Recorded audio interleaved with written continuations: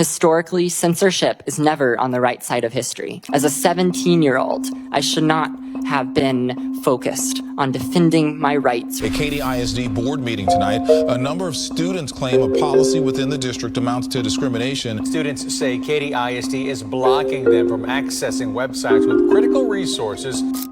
Can you introduce yourself, and what was your introduction to activism?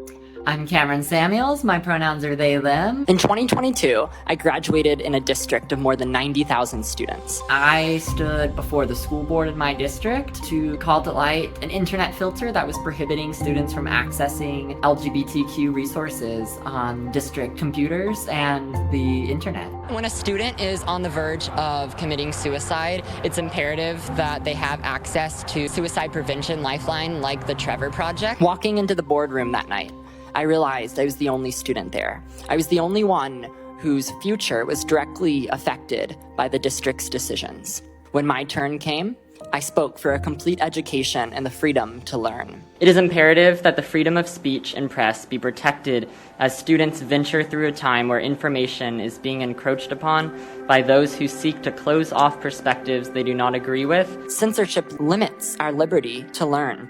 It erases our identity and humanity. On that note of open access to information, I want to bring to light a disturbing discovery that several students and I have found. Katy ISD has an internet filter policy based on SEPA and district acceptable use policies. This filter prohibits students from accessing websites that fit particular categories. I was walking back to my seat after silence in the room and people staring at me, leaving me isolated in a room of people making policy about students without us at the table. I realized, as I always say, those stares that they gave me very demeaningly became stairs to climb on.